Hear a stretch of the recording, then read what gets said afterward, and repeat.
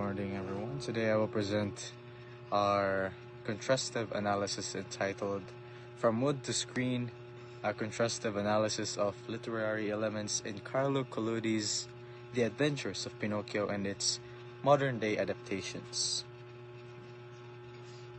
Carlo Collodi was an Italian writer and journalist. He was born as Carlo Lorenzini on November 24, 1826, in Florence, Italy. He became famous for his classic children's story entitled The Adventures of Pinocchio. Originally a political writer, he later turned to children's literature, creating the story of a wooden puppet who dreams of becoming a real boy, which first appeared as a serialized tale in a magazine before becoming a book. Through Pinocchio's adventures, Collodi taught important lessons about honesty, responsibility, and the consequences of one's action, making the story both entertaining and meaningful. Although he passed away in 1890, his work continues to be loved worldwide and remains one of the most influential stories in children's literature. The book that is shown is The Story of Pinocchio. It is based on the classic tale of The Adventures of Pinocchio by Carlo Collodi, and it tells the story of a wooden puppet named Pinocchio who dreams of becoming a real boy. The story follows his journey as he faces different challenges and temptations, often learning lessons the hard way, especially about honesty, obedience, and responsibility. A well-known part of this story is how his nose grows whenever he tells a lie, symbolizing the consequences of being dishonest.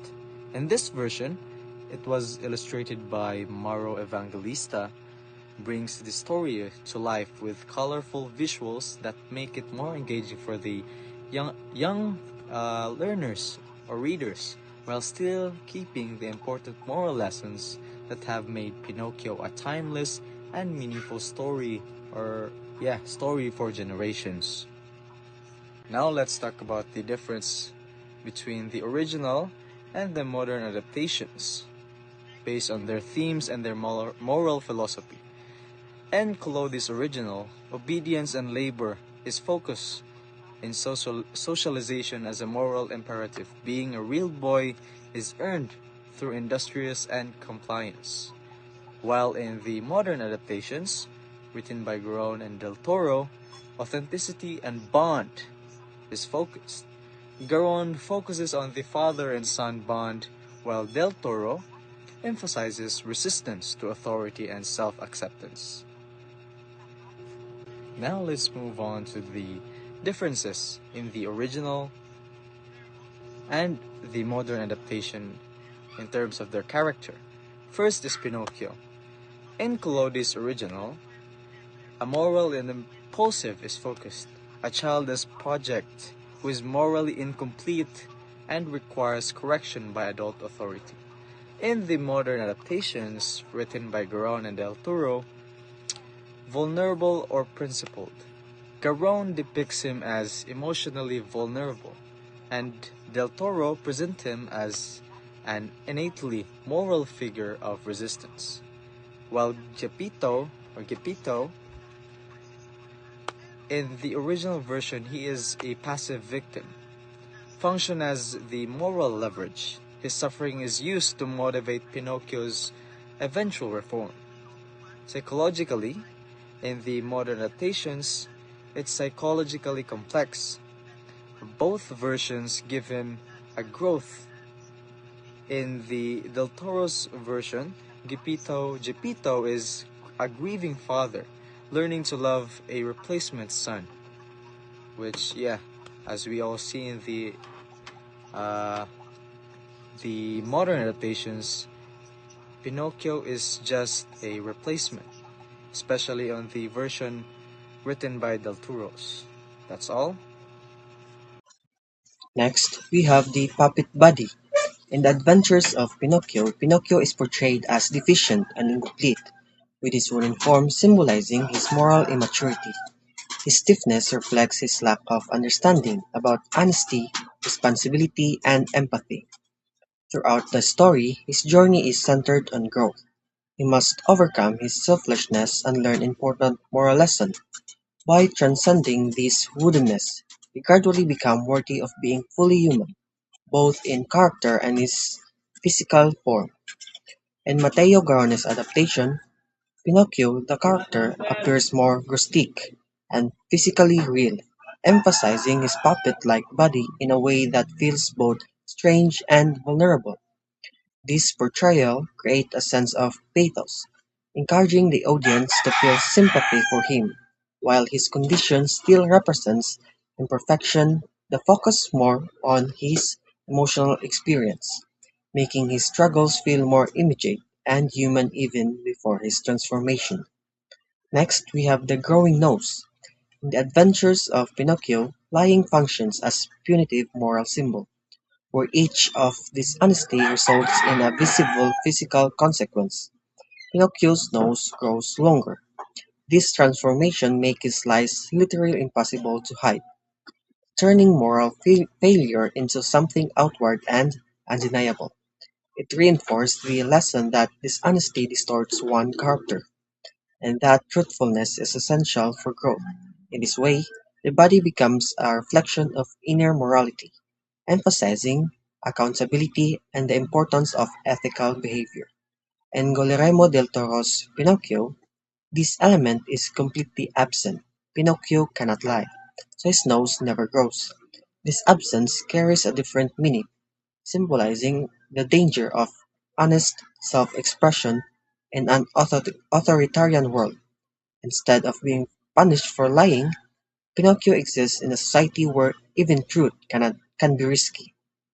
The focus shifts from internal to moral correction to external oppression, suggesting that in such environments, being truthful and different may lead to conflict rather than acceptance. Next is the Land of Toys. In the Adventures of Pinocchio, the donkey transformation serves as class allegory, where idleness and refusal to study lead to literal degradation into animal labor. Pinocchio and the other boys who abandon responsibility are turned into donkeys and sold for hard work, reflecting anxieties tied to social and economic condition of post-unification. The message is clear and cautionary. Laziness and disobedience will result in loss of freedom and a fall into exploitative labor. It reinforced a moral and societal expectation that discipline, education, and productivity that are necessary to maintain one's human dignity and place in a society. In Guillermo del Toro's Pinocchio, this allegory is replaced by the image of Fascist circus, which functioned as a symbol of spectacular authoritarian culture and ideological control. Instead of being punished for laziness, Pinocchio becomes part of a system that turns individuals into performers for propaganda and entertainment. The danger here is not idleness but captive thinking, being absorbed into a system that demands obedience, conformity, and uncritical participation. This shift reframes the narrative from a warning about personal failure to a critique of political systems that manipulate and control both thought and identity. Lastly, we have the moral philosophy. In The Adventures of Pinocchio, the narrative operates on a corrective framework where the child must be shaped and disciplined by adult authority in order to become fully human. Pinocchio's misbehavior is consistently met the consequence that guide him back toward obedience, responsibility, and productive labor. Authority figures such as Geppetto and the fairy serve as moral guides, enforcing the idea that proper development depends on submission to rules and social expectation. Full humanity, in this sense, is achieved through conformity, discipline, and acceptance of one's role within society. In Matteo Garone's Pinocchio, this framework becomes more compassionate and human-centered, emphasizing that the child must be loved and accepted rather than strictly corrected. While authority still exists, it is softened by emotional understanding and Pinocchio's mistake are treated with empathy rather than purely as moral failings. The focus shifts from rigid discipline to the importance of care, suggesting that growth comes not only from correction but from being supported and valued despite one's flaws. In conclusion, the evolution of Pinocchio shows that while the narrative skeleton remained constant, its literary elements are reconstructed to serve the ideological priorities of each era. Collodi's original function as a 19th century corrective tale rooted in obedience and industriousness. Modern adaptation instead shift toward emotional authenticity or political resistance, revaluing the puppet body as a symbol of celebrated otherness rather than a deficiency. Ultimately, the story's vitality lies in the capacity of perpetual regeneration to address evolving cultural anxieties regarding identity and conformity.